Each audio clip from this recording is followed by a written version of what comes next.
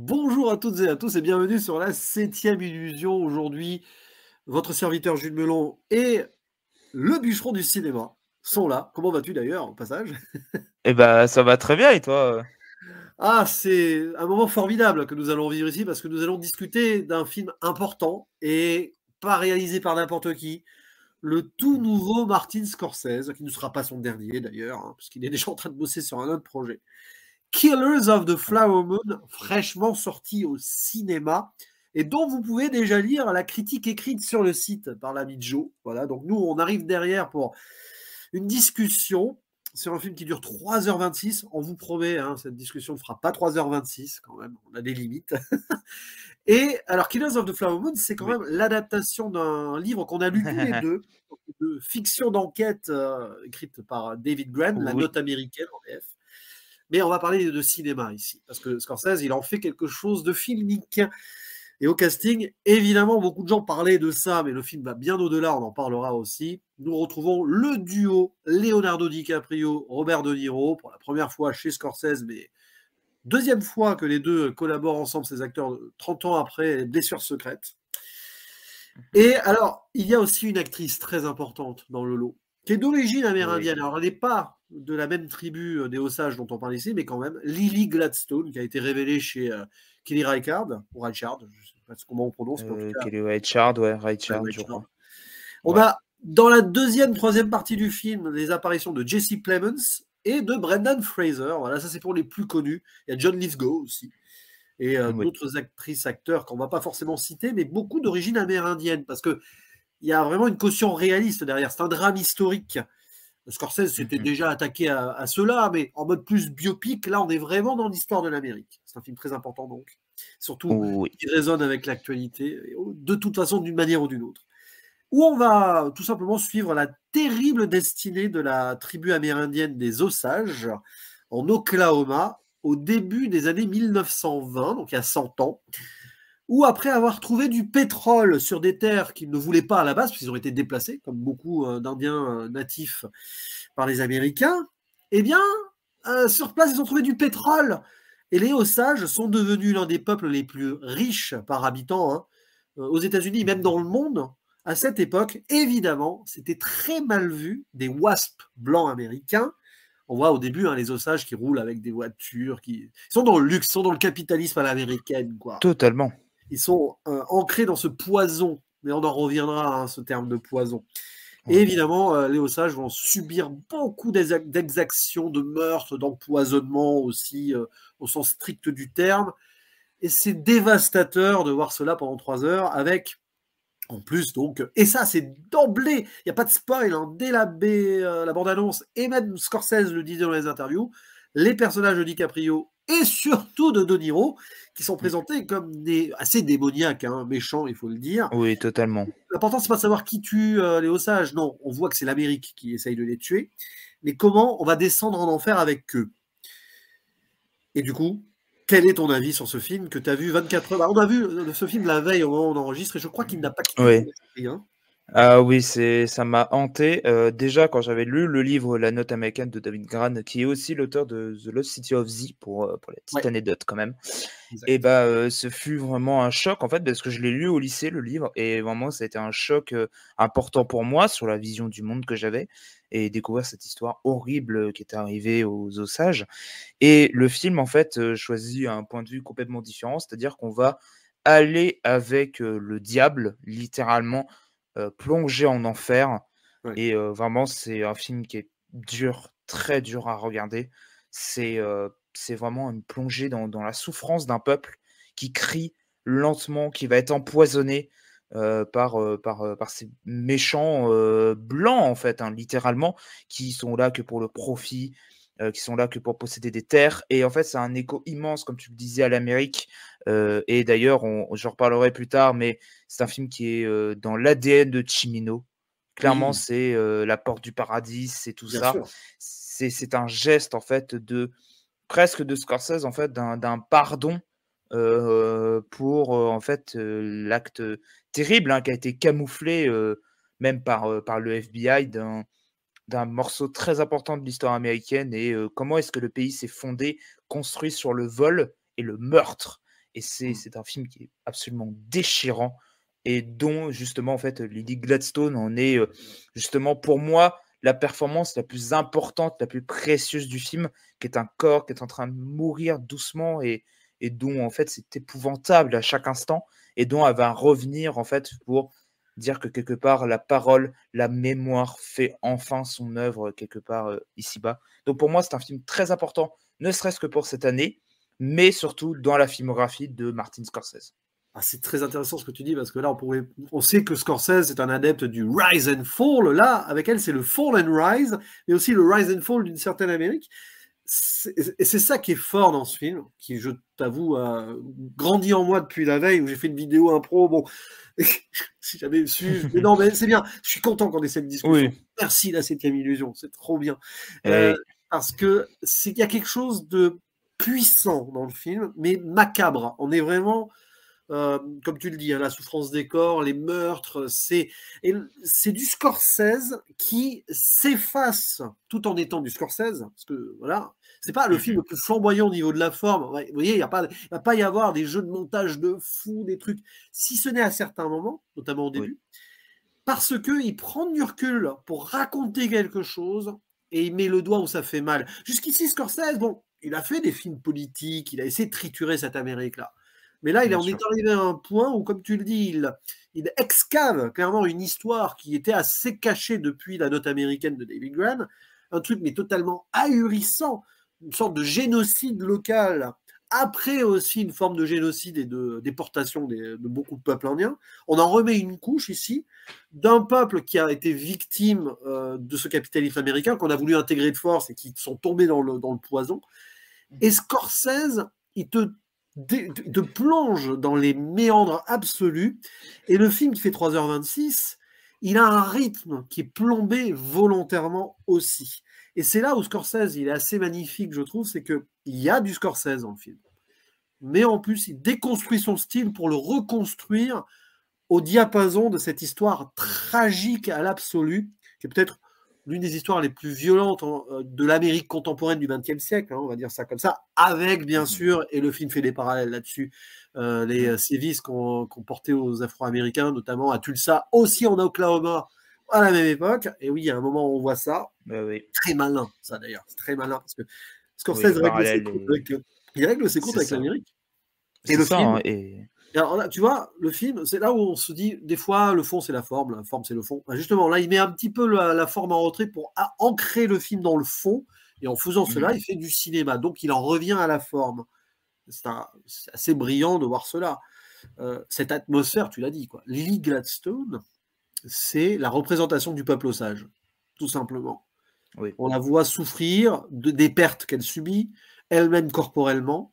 Et je pense, est-ce que tu es d'accord avec moi pour dire que c'est peut-être la performance la plus extraordinaire du film? Parce qu'on Ah, ne la je connaît pas suis autant que De Niro et DiCaprio, qui sont très bons aussi, bien sûr. Oui, moi je suis entièrement d'accord avec toi. C'est vraiment la performance qui déjà sort du lot et qui en fait est la plus grande du film, même si bien sûr je reviendrai sur le personnage de Niro un peu plus tard. Oui. Mais en fait, on sait déjà à quoi s'attendre de eux. Et même c'est un tout autre jeu que DiCaprio et De Niro. Et je pense que ça, tu vas en parler de ça. Et en vrai, ça a creusé dans ma tête. Et en vrai, je pense que tu touches quelque chose qui est très vrai là-dedans. En fait, c'est qu'il y a quelque chose en fait de l'humain. Et en fait, c'est une performance qui va en fait, elle est passive dans le film, mais en fait, c'est une passivité, en fait, qui se ressent dans son corps et surtout ses cris. Mon Dieu, ses cris, Oui, oui, oui. c'est absolument terrifiant et en fait, malheureusement, comme nous, spectateurs, qu'aujourd'hui on découvre l'histoire, 100 ans après, on est impuissant face à des atrocités et ça en est la représentation et Scorsese ne choisit pas ce point de vue-là. Ce qu'il aurait pu faire, pour le coup et la notion de point de vue dans le film est très important aussi, parce que du coup, comme, je l'ai dit, en fait, on plonge en enfer avec le diable. On est du point de Ouais. vue de ceux qui ont commis ces crimes et c'est encore plus insoutenable, en fait. C'est vraiment comment est-ce possible que ça a été camouflé, ça a été, mis sous terre, en fait. Justement, cette scène d'introduction qui est une scène purement scorsésienne, hein, dans ses ralentis Ah oui, esthétisés, oui, cette oui. musique qui tape énormément, ils vont déterrer quelque chose sous terre lors d'un rite funéraire où Mhm. ils enterrent quelque chose. C'est-à-dire que En allant creuser, chercher le pétrole qui va ressurgir, et ben ils s'enfoncent eux-mêmes sous terre, malgré eux, en fait. Et que ce qu'ils croyaient être leur libération va être la énième condamnation que va faire l'Amérique à des peuples indiens qui ont déjà été persécutés pendant tellement d'années, et c'est la couche finale, en fait. C'est Oui, maquillé. mais c'est une scène d'introduction qui est d'une violence absolue parce qu'ils enterrent une sorte de calumet en mode, ils enterrent aussi une forme de passé de leur peuple. Enfin, on sent au début, ils se disent, on est en train de mourir, donc autant s'américaniser. Grosso modo, c'est un peu ça l'histoire, hein. On les C'est met ça. sur cette terre-là, ils sont obligés d'y être, donc voilà. Et Il parle du après, ils vont... sauveur blanc. Il parle du sauveur Ah, c'est blanc qui terrible. va les guider. Et c'est terrible de se dire ça. Mais Et vas-y, je t'en après, prie, excuse-moi. non, mais après, tu vois, ils creusent. Donc, bon, pour enterrer ça, c'est bon. Après, ça, c'est du cinéma, bien sûr. Ça s'est probablement pas passé comme ça exactement, mais Mm. là, tout est dans la symbolique. Et là, ils tombent sur le bonheur suprême. Ils dansent là-dessus. Ils sont souillés par le pétrole qui leur tombe dessus sans qu'ils s'en rendent compte. Et ça annonce le destin refuneste de ce peuple-là. Et donc là, on est censé assister à la mort du peuple. Mais on reviendra. On fera une vague zone spoiler juste pour la toute fin. Parce que si vraiment il y a un Oui. truc qui va surprendre, c'est la toute fin. C'est intéressant Mm. ça. Et donc là, après, c'est la plongée en enfer, comme tu le dis, on creuse au profond des abysses, du coup, un petit peu à l'image de ce pétrole qui sort de là, et qui les aspire, qui va les empoisonner. Et on a plusieurs poisons dans le film. On a l'argent, le Bien pétrole, sûr. c'est bien, la drogue, l'alcool. Eh oui, l'alcool. Bah oui. Parce que ça, on sait que c'est un terrible fléau pour beaucoup de peuples d'Indiens, donc natifs américains, qui ont subi l'alcool et qui sont pas génétiquement, ils n'avaient pas cette habitude-là et ils en ont beaucoup souffert.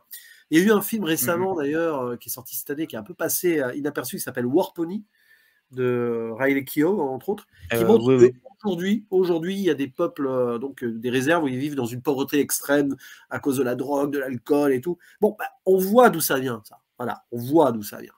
Et après, on a du Scorsese. Tu l'as dit, avec le personnage infernal. Comment on a pu cacher tout cela? Parce qu'on a une mafia, tout simplement. On C'est a ce ça. le king de Alors qu'il l'avait enterré dans le film précédent. Mais Donc en oui. fait, on n'est plus du tout chez le film de mafieux à la Scorsese. Aujourd'hui, Non. on est dans la mafia historique avec un grand H. Et en plus, arrête pas si je me trompe, parce que The Irishman, je ne l'ai pas revu, j'ai pas eu le temps, c'est quand même plus de 3 heures aussi, hein. Oui, Il me semble à la fin, le personnage de De Niro finit plus ou moins seul, je crois. c'est ça. Ils C'est enterrent, ça. ils s'enterrent Et un petit peu. il est dans une chambre, et en fait, Ouais, le plan final, c'est ça. c'est une porte entrouverte. Oui, c'est ça. Et ben là, il le faut ressortir des ténèbres. Il rouvre la porte, une porte fordienne hein, peut-être aussi, mais plus chiminienne. Mais ça, on y reviendra sur ce que tu as dit, c'est très Oui. intéressant. Et hop, le démon est là, et alors c'est le parrain local. Et c'est pour ça que ça a été étouffé. Parce que tout le monde, le shérif, le personnage du shérif, qu'on voit avec sa moustache, qui sert à rien, mais comme dans le bouquin, on le voit, ça. Le vrai shérif, c'est le King Hale, Mm. monsieur De Niro, qui est... Et d'ailleurs, dès le début, dès la première rencontre où son neveu revient de la guerre, là, démoniaque. Ouais, Comment il le met sous son emprise. Il joue sur le fait que c'est un benet absolu qui est complètement perdu parce qu'il revient de c'est la ça. guerre. C'est ça. C'est Et il ça. le met comme ça dans sa poche. C'est horrible. Et ce qui est terrible dans le film, donc ce personnage de De Niro, après, du coup, tu me diras ce que tu en penses là-dessus, mais Mhm. c'est que il est manipulateur à l'absolu, et du coup, le personnage de DiCaprio, limite, on va à moitié le plaindre pendant tout le film, et on ne sait pas trop, il y a une ambiguïté qui est terrible pour le spectateur. Alors que quand même, il accepte et il fait des meurtres lui-même. Ouais, C'est vraiment d'une violence absolue. Il questionne le spectateur américain et même humain d'ailleurs, en nous essayant de nous mettre une empathie sur le personnage de DiCaprio comme ça. je suis complètement d'accord. En fait, c'est un monstre, littéralement, c'est quasiment presque un vampire, en fait, le personnage de De Niro. En fait, il a juste un seul masque. Il a toujours ses lunettes. Oui. Il y a qu'une seule scène où il n'en a pas, et c'est très marrant d'ailleurs, où c'est vraiment quasiment, en fait, il se dévoile littéralement presque sur son vrai visage devant justement, l'agent du FBI, qui est pas Ah encore oui, le FBI, hein. c'est Pour vrai, le pas coup, encore. c'est voilà, hein. Bureau. Et Le bureau. le bureau d'investigation. C'est ça.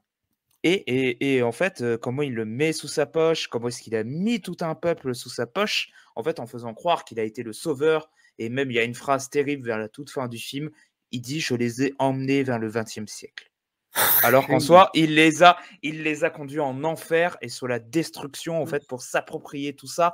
Et même DiCaprio qui est un espèce de bonnet et tu vas dire: bah, j'ai presque pitié pour lui, mais en soi, il commet ces actes horribles. Donc en fait, il y Ouais. a une ambiguïté de: est-ce que vraiment il aime sa femme? Est-ce que vraiment Et il a des fois des propos très durs et très racistes? Disons le ah oui, mot oui. clairement, Mmh. raciste et même sexiste, sur le fait que, bah, en fait, quelque part, lui aussi, comme il est pris sous l'emprise de son oncle, il en a peur. C'est même dit à un moment par le personnage de Lily Gladstone.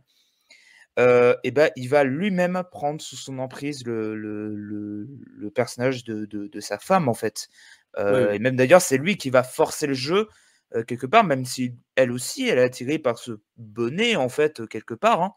Bah, c'est très drôle, en fait, c'est un jeu qui est macabre et qu'en fait, on devrait juste lui dire: «Cours, va-t'en», en fait. C'est horrible et c'est insoutenable et même à la fin, en fait, on se rend compte que vraiment, en fait, le personnage est vraiment, en fait, il savait très bien ce qu'il faisait, mais quelque part, en fait, est-ce que je pense que pour lui, en fait, c'était le truc à faire, mais il l'a fait par peur aussi. C'est ça qui est Ouais. très drôle avec ce personnage. Mais vas-y, C'est ça, c'est le pervers toxique absolu qui l'a manipulé. Et comme tu l'as dit, en plus, ce personnage de De Niro, c'est ça, c'est le sauveur blanc qui est évoqué au début. En fait, c'est lui qui prend ce visage-là. C'est le visage de l'Amérique, comme le personnage de Lily Gladstone, c'est le visage des Osages. Lui, c'est le visage de l'Amérique. Et il y a une tentative de visage de mixité, plus ou moins, avec celui de DiCaprio, mais on voit que l'Amérique, elle est corrompue de toute façon, et que quoi qu'il arrive, il pourra pas être un bon personnage, le personnage de DiCaprio. Et ce qui est terrible avec le personnage de Niro, c'est que oui, c'est le diable absolu. Il y a une scène, bon, ça peut paraître un peu subtil, mais elle arrive au bon moment.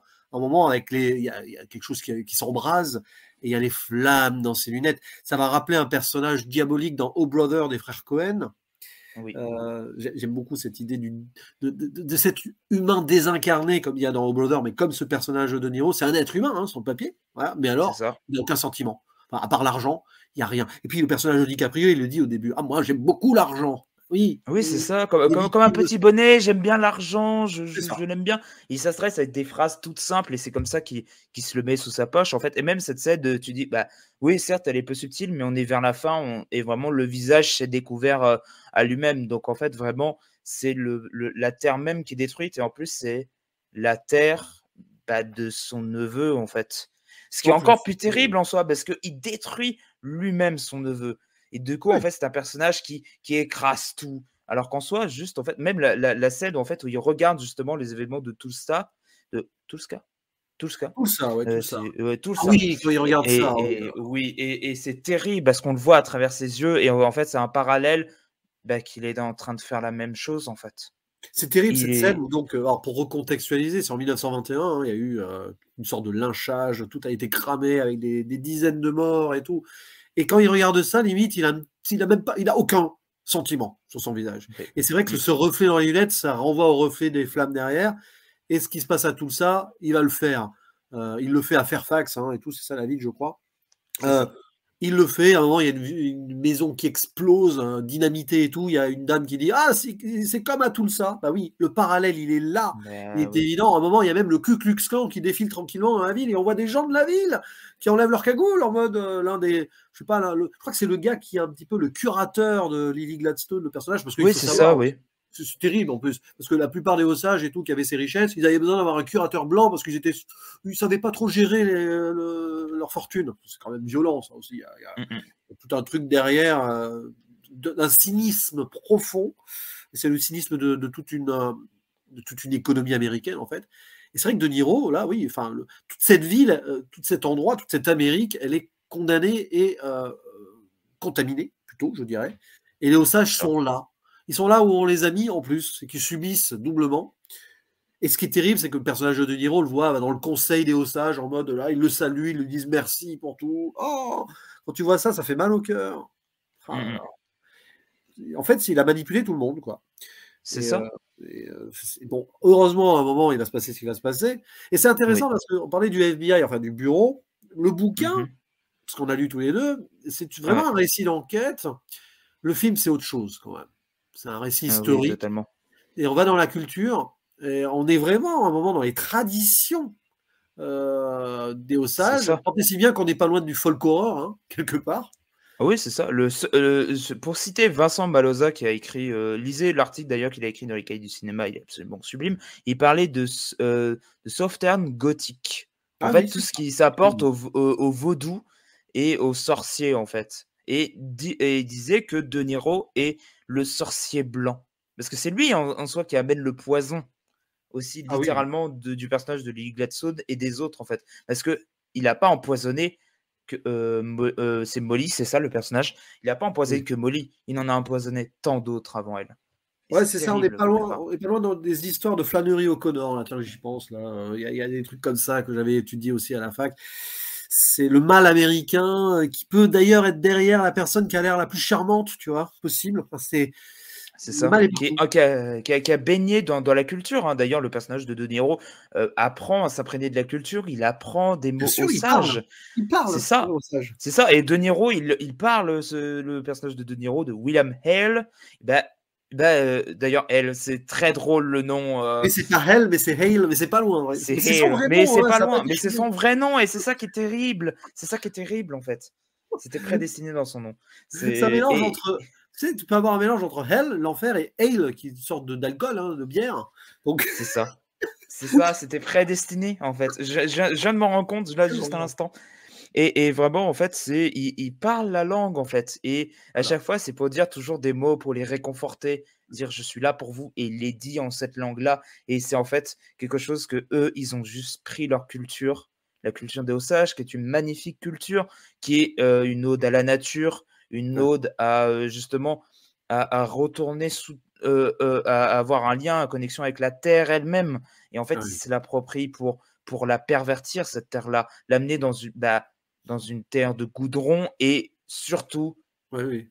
une terre de pétrole, Bien sûr. noire, très noire et qui est visqueuse et d'ailleurs, il y a un meurtre qui est dans le Oui. pétrole, ce qui est très tragique encore une fois.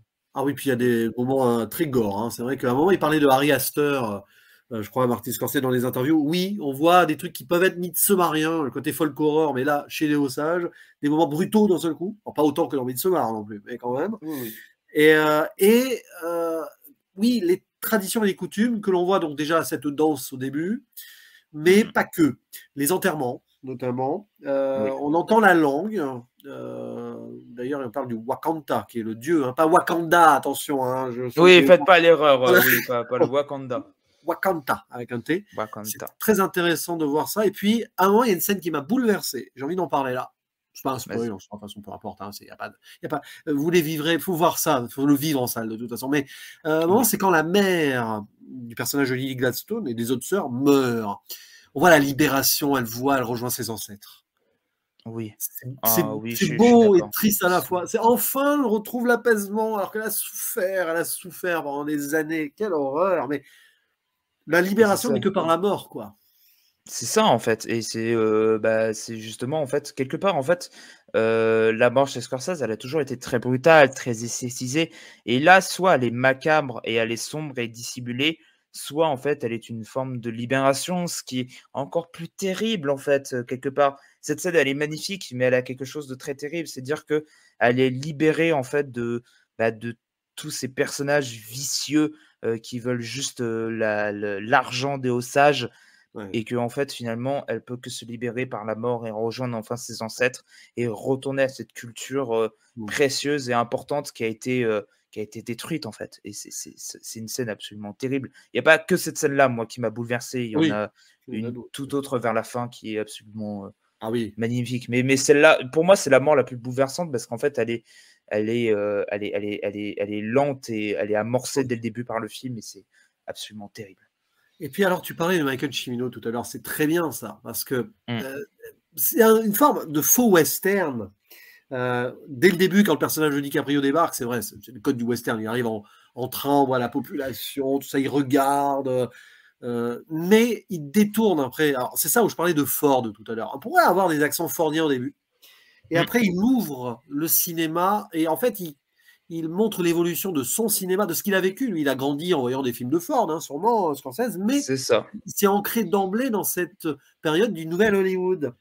Et c'est ça Bah, qui oui. montre aussi. C'est ça qui montre. C'est qu'il fait un film qui va montrer l'Amérique, donc forcément, ça questionne une vieille Amérique, y compris dans le cinéma, mais il l'ouvre très vite à une visée d'ouverture. Je me répète un peu, mais vous voyez l'idée, dans le Mhm. sens où il ouvre une porte. Pas la porte du paradis, mais la porte de l'enfer, là, pour le coup. Et Oui, il montre les choses. Il montre quelque chose qui était caché derrière ces portes-là. Et là, on est dans un cinéma du Nouvel Hollywood, donc Killers of the Flower Moon. Presque, il ressuscite. Alors, le Nouvel Hollywood n'est jamais mort au final. Mais on dit mm. qu'il est un petit peu décédé Il après est la. mort avec la porte du Voilà, paradis, justement, entre ce qui guillemets. Mais est... Et Scorsese c'est et le d'autres. film qu'il convoque, Et oui, justement.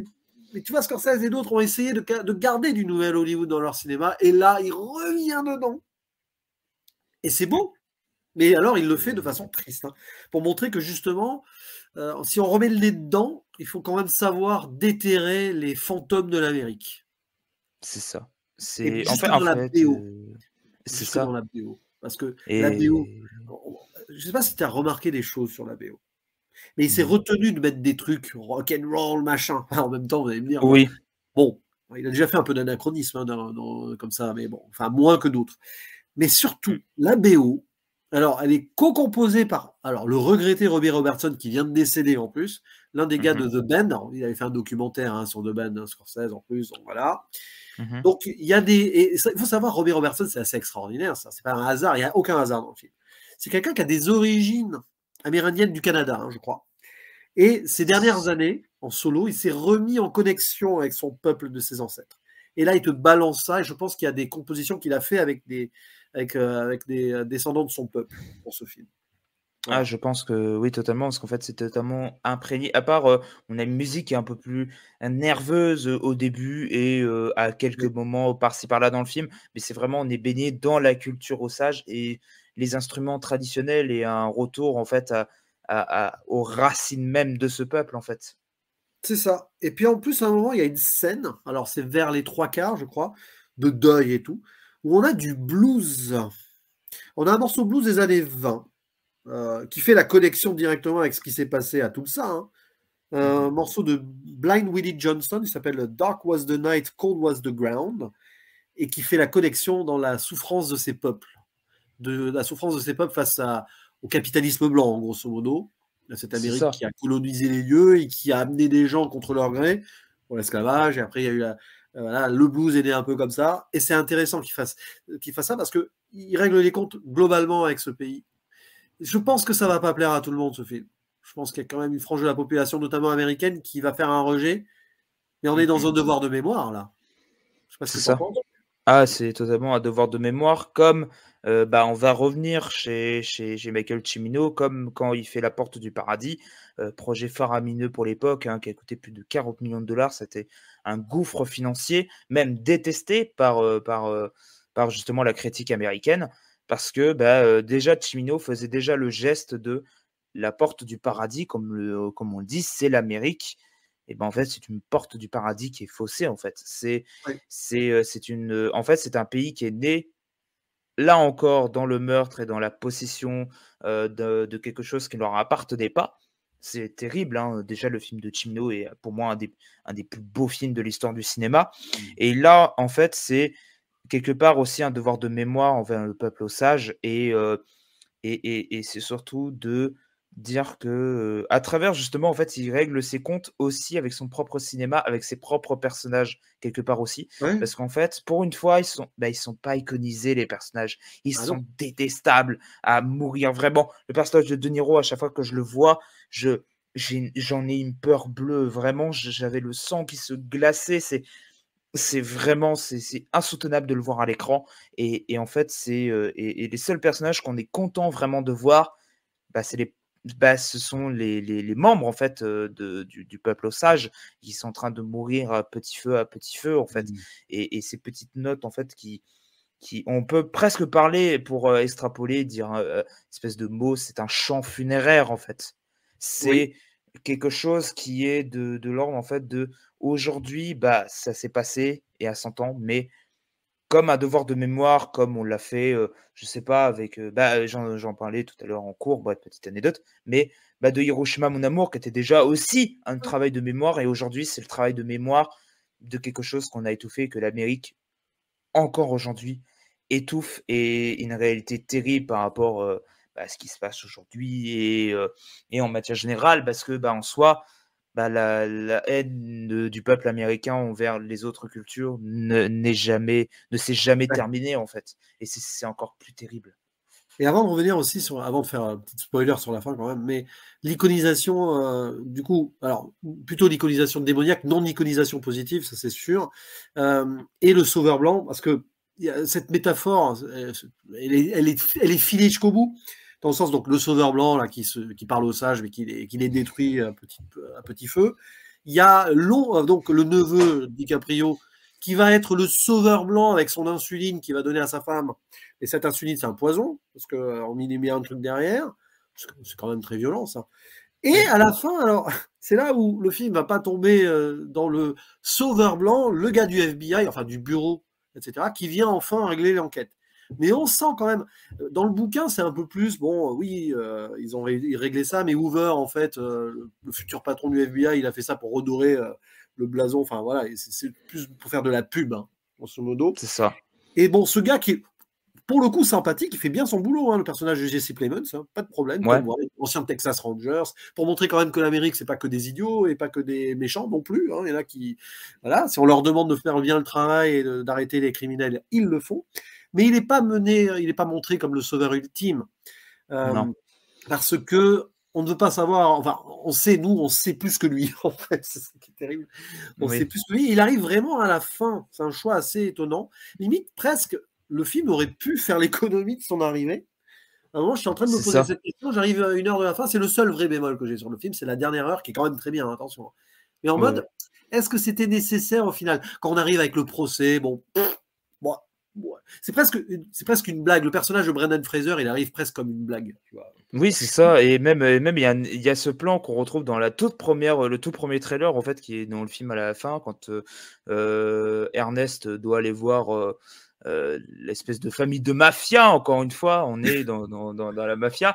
Et en fait, il regarde directement la caméra. Et en fait, c'est un portrait qui est grotesque, Oui. qui est sale, qui est marron, qui est vraiment ce plan de tableau presque dénaturé, en fait, comme si Scorsese, en fait, j'ai pas un beau tableau, tu vois, c'est une belle famille mafieuse, et en fait, c'est des gens qui sont sales, et je vais le gratter, ce tableau-là, en fait. Et puis, tu as la façon dont il représente l'Amérique. Alors, il y a l'iconisation du méchant capitaliste, voilà, qui a fait du mal. Et finalement, le personnage de DiCaprio, il représente un petit peu une frange américaine qui ne réfléchit pas trop, qui se laisse manipuler, notamment par certains hommes politiques, dont un qui a été président il n'y a pas si longtemps que cela. Une Amérique un peu ignorante, qui se fait avoir facilement. C'est ça, le personnage de DiCaprio, en fait. C'est-à-dire C'est que ça, tu peux lui trouver des circonstances atténuantes, mais tu te dis, bon sang, si tu réfléchis 2 minutes, et puis tu es censé l'aimer sur le papier, ta femme, ou pas, enfin, bah oui, pourtant on sent qu'il y a quelque chose. Mais non, il va quand même succomber parce que il aime l'argent. Et ça, je pense que c'est très virulent et qu'il y a pas mal d'Américains qui peuvent être dérangés par cela. Mais on a quand même une population américaine très intelligente qui va aussi accepter ce film. C'est ça qui est intéressant. Est-ce que tu as d'autres choses à dire avant le final? Parce que parler du oui, on final. va en parler de ce final, on est obligé. En soi, je vais juste revenir un tout petit peu, en fait, quand tu avais dit que justement on avait ce parallèle avec le Ku Klux Klan. Et en Ouais. fait, je vais aller encore plus loin dans l'histoire du cinéma. Il va encore, Oui. je ne sais pas si c'est intentionnel ou pas, mais Ouais. convoquer en fait naissance d'une nation de Griffiths, Ah oui, oui. en fait, où justement, en fait, c'était les méchants noirs qui étaient des sorciers, qui manipulaient les blancs américains. Et là, en fait, ils retournent complètement la situation. Encore une fois, Ouais. pour citer Vincent Maloza, le personnage de De Niro et même en général, ce sont des sorciers blancs avec leur venin, en fait. Ah oui. Et c'est littéral, en fait. Il pique littéralement sa femme, il l'empoisonne. C'est une espèce, en fait, de magie noire, en fait, de quelque chose, en fait, qui est de l'ordre du vaudou, en fait. Ah ben c'est le Ils sont poison en train de... capitaliste, hein. C'est ça. C'est ça, hein, et soit il est littéral, soit métaphorique, comme l'argent. C'est le pouvoir du vaudou ultime, en fait, de la corruption ultime, en fait. Ouais. C'est l'argent. Il y a des films comme ça qui ont retourné l'essence d'une nation plus ou moins subtilement, mais on parlait de Brother des frères Cohen, il y a ça aussi. C'est peut-être mon frère Cohen préféré, hein, donc il y a cette ambiance, même si c'est différent parce qu'on est dans une relecture de l'Odyssée un peu parodique par moment, mais quand même. Tu prends le personnage de John Goodman et du flic là, je sais même plus le nom qu'il a, enfin voilà, c'est De Niro quoi, un mix des deux quoi. T'as Oui, un il peu a ces ça. mêmes lunettes, C'est ça. et même ces mêmes images de l'enfer, du feu, en fait, Ouais, ouais. d'un peuple qui est en train de brûler. Et en fait, déjà, les frères Cohen faisaient déjà cette image-là, de justement, en fait, de convoquer, en Ah fait, bah quelque oui. chose de terrible, hein, de l'histoire du cinéma. Parce que Naissance d'une nation, c'est un film qui est raciste, hein, c'est terrible, Ah hein, bah quelque oui, part oui, aussi. oui. Et Oui, oui. retourner complètement la situation, c'est encore une fois aussi un aveu, que le cinéma américain a tenté lui aussi de maquiller ces horreurs, comme Oui. le cinéma un peu fordien. Tu bascules d'une arrivée en train magnifiquement fordienne, Oui, de Sergio Leone à Cimino, qui a détruit complètement en fait, c'est ça. l'image. Tu l'évolution même de la vision d'une forme de western, d'une vision de cinéma historique à l'américaine. Ford, qui lui-même a évolué dans sa carrière, hein, parce que Bien vers la sûr. fin, pour le coup, il a accepté certaines choses et c'est bien. Et puis, ouais, puis on peut penser aussi à Black Klansman, même si là, c'était beaucoup plus frontal. Mais il y a des choses comme ça qui sont intéressantes. Je pense que Spike Lee apprécierait ce genre de film aussi, hein, Oui. Killers of the Flower Moon. Et donc, on va arriver. Alors, bon, spoiler, bon, quand même, parce que la fin va surprendre. Et ça, on Mm. veut vous laisser la surprise si vous n'avez pas vu le film, mais du coup, pour celles et ceux qui ont vu le film, spoiler, la fin est très étonnante. Parce que bon, le procès et tout, on n'a pas vraiment le résultat du procès directement sur la scène, voilà, verdict Mhm. et tout. Non. On se retrouve à la fin dans une novélisation à la radio. Et c'est génial ça, parce que niveau mise en place, on montre justement l'envers du décor, comment on faisait à la radio avant, avec les bruitages et tout, les voix. C'est Il y en a même un qui imite De Niro. Il y en a un qui imite Oui, De Niro. C'est génial, j'adorais. Ça, oui, c'est ça. mort de rire. Et ça, c'est fou, parce que voilà, on a le résultat comme ça. Et qui prend la parole à la fin? Alors là, moi, je t'avoue que sur le coup, j'étais. Je savais pas du tout que c'était comme ça, mais Martin Scorsese lui-même, qui fait le carton de fin, en fait. C'est ça. Et ça, c'est fou, ça. Parce qu'il s'implique absolument dans le projet et il fait un témoignage direct. C'est pas un film testamentaire, non. Parce il en fait un autre, et je crois qu'il même il va encore. Je pense que tant qu'il aura un dernier souffle, il fera des films.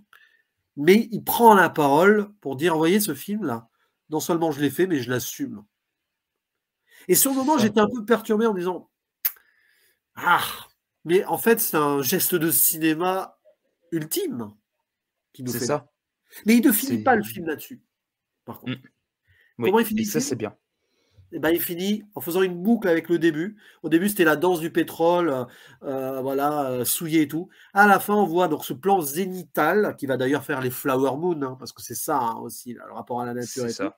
où on voit donc, les ossages d'aujourd'hui, parce que c'est ceux d'aujourd'hui, qui sont Oui. là encore vivants à faire la fête, parce qu'ils ont survécu malgré tout. Même si c'est dur pour eux, probablement encore, évidemment. Ils sont toujours là. Et finir sur ça, c'est la seule note d'espoir, elle est à la fin. Avec le titre qui apparaît en langue osage d'ailleurs, et après Mhm. en langue anglaise. Quelle fin! Enfin, qu'est-ce que tu penses de cette fin, voyons? Ah, c'est cette fin, en fait, il y a des espèces de novélisation, donc une mise en abîme aussi, du coup, d'où est tiré Killers of the Flower Moon, hein, qui est un livre, du coup, de documentation, hein, c'est ça, c'est pas du tout de fiction ou pas du tout, il n'y a pas du tout de partie fictionnelle, contrairement à Killers of the Flower Moon, et littéralement, le réalisateur vient sur scène et en fait explique littéralement ce qui s'est passé.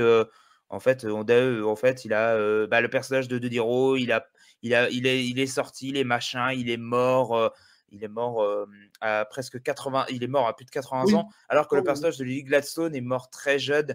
Oh, putain, ça m'a ouais. foudroyé ça aussi. Ouais. C'est terrible, c'est Elle a terrible. fini Et en par fait, succomber, hein, quand même, hein. Elle a au fini par diabète, voilà, Alors, ce le qu'on apprend diabète, très c'est une tôt dans le film. maladie. On est d'accord, c'est une Ouais, maladie, le ouais, diabète. Mais c'est bon, ça. elle l'a eu parce que on lui donnait à manger des trucs voilà, à Bah, c'est ça, l'américaine. Alors, on l'a un peu poussé quand même à c'est une forme de mourir de poison diabète très aussi en direct, rapidement. hein. C'est Le ça, diabète qui a touché beaucoup de peuples, notamment dans Warpony, on le voit là, hein. c'est ça. Le diabète, malheureusement, dans certaines réserves, ils meurent beaucoup plus jeunes. D'ailleurs, c'est dit dans le film à un moment. Oui, mais c'est le personnage de Niro qui dit oui, non, mais les sages, de toute façon, à bout de 50 ans, ils meurent tous. Donc on va se débarrasser, hein, mais Mmh. on n'a pas la patience, donc on va les tuer pour avoir l'argent. Ok, super. C'est ça, c'est absolument terrible, mais sauf que, il y a comme tu disais, ce geste de Martin Scorsese qui au début perturbe, mais moi qui m'a beaucoup ému en fait parce que, c'est Ouais, pas il se pose en, «Moi j'ai dit la vérité, Moi, j'ai dit machin, c'est non. En fait, j'ai fait ce film déjà pour demander pardon au nom de nous, les Américains blancs, de ce qu'on vous a Oui, fait, parce qu'on vous a pris vos terres, on les a exploités jusqu'à la moelle, et surtout aussi de dire que même moi, par rapport à mon cinéma, et d'ailleurs, il a déclaré ça dans une interview que j'avais pu entendre de ça sur la vidéo d'écran large, c'est que en fait, il se sent un peu comme Akira Kurosawa à la fin de sa vie. ouais, ouais. C'est-à-dire qu'il a dit, je perçois que maintenant l'entièreté de l'existence et de la vie, Mais en fait. oui, oui, Et oui. c'est terrible. C'est pas un film testamentaire. En fait, c'est un film déjà, on l'avait déjà amorcé avec Silence, hein. Là, Scorsese, Ah, complet. là, il se fait très vieux et il sent que, il va partir et en fait, pour son dernier acte de cinéma, je retourne mes personnages. Ce sont plus des personnages que je vais iconiser malgré leur méchanceté, même s'ils restent toujours des immondes saloperies, hein, des Oui, immondes oui, personnes. oui. En fait, quelque part, moi, je fais ce film pour dire que vous, le peuple osage, vous êtes les personnes les plus humaines en fait, je ne vais pas utiliser le personnage que dit De Niro, mais c'est des belles créatures, en fait, parce que lui, il le dit de manière vicieuse, mais lui, il le Oui, dit de oui, manière: oui. «Vous êtes un peuple que je respecte et donc je voue une admiration sans faille». Ouais. Et après, il laisse cette danse absolument sublime, merveilleuse, qui forme Mmh. la Flower Moon C'est et ça. c'est tragique et magnifique et pour le coup, c'est la seule note d'espoir du film et c'est magnifique de terminer là-dessus. On rappellerait d'ailleurs la liste de Schindler d'ailleurs quelque part aussi. Ouais, ouais, mais ouh là, et ça pourrait lancer un autre débat. Un autre débat, pardon, Ouais. je j'aurais pas dû faire ça, mais c'est un peu Non, mais c'est le intéressant, c'est il y a une intéressant. petite C'est connexion, très non, rapide, hein, évidemment, c'est pas oui, la du tout le même c'est contexte. vrai, ouais, sur la finalité, c'est vrai. Je vois ce que tu veux dire, c'est vrai. Et d'ailleurs, c'est marrant, tu parles de Silence, on pourrait parler de Kundun aussi, d'autres films où il portait un regard sur notre culture. Il y a de ça, et c'est pour ça que le tempo, le rythme, va rappeler ces films-là aussi. Donc, c'est presque un film, j'allais dire, c'est pas un film somme, mais c'est un film qui fait la somme de beaucoup de ces films, Killers of the Oui. Flower Moon. Et c'est vrai que c'est un film de maturité extrême. C'est le genre de métrage, il arrive à son 27e, je crois. Bon, il n'aurait pas pu faire ça au bout de son 10e film, par exemple. Oui, non, c'est pas possible, Et c'est d'ailleurs, comment il retourne ses personnages, et d'ailleurs, ouais, justement, The Irishman, c'était la conclusion de son épopée de gangster où il le ouais, terminait sur un film qui était très lent, très funéraire lui aussi quelque oui, c'est part. vrai.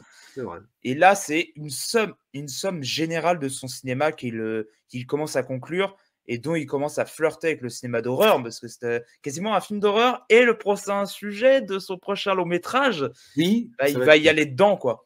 Il Mais va y aller d'ailleurs, dedans. c'est très intéressant pour finir là-dessus, c'est que dans The Irishman, il a pris donc le risque de rajeunir les acteurs, bon, avec plus ou moins de réussite, voilà. Mais bon, là, Mais il y a par quelque chose contre, de très beau.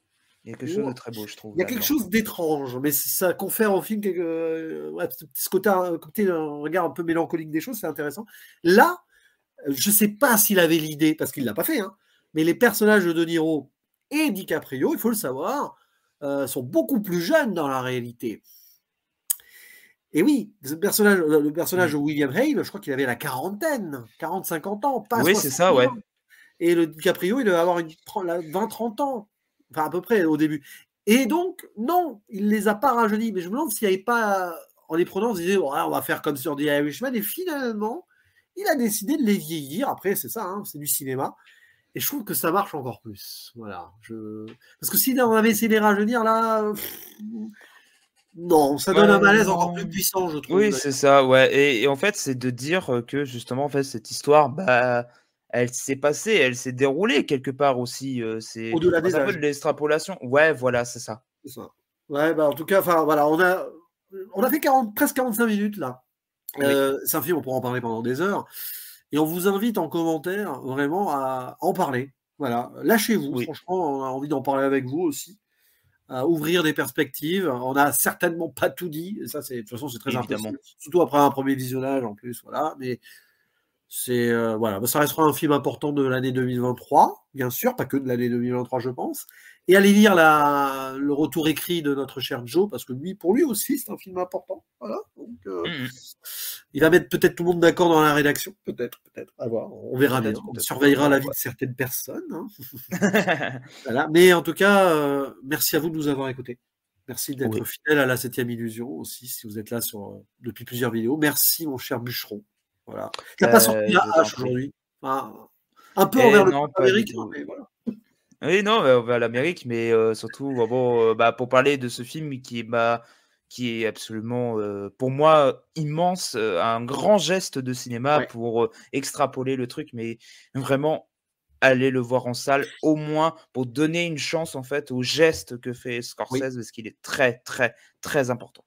Et je finirai sur une chose, c'est pas un film anti-américain absolu non plus, parce que en faisant ce geste de cinéma, Scorsese fait confiance à l'Amérique d'aujourd'hui pour qu'elle comprenne et ouvre les yeux. C'est aussi, il Mmh. faut le voir comme ça. Voilà, parce que il y a des nuances aussi derrière. Donc l'Amérique ose sortir un film comme ça, enfin, de nos jours, 100 ans après. Donc peut-être qu'elle est prête à évoluer. Parce que oui, il y a toute une Amérique qui est prête à évoluer. Ça, il faut le savoir aussi. Hein, parce que, Mmh mh. voilà. Mais en tout cas, merci à toutes et à tous. Et il ne nous reste plus qu'à faire le mot final. Un simple à bientôt pour de nouvelles Ah, aventures. et oui, à bientôt tout le monde!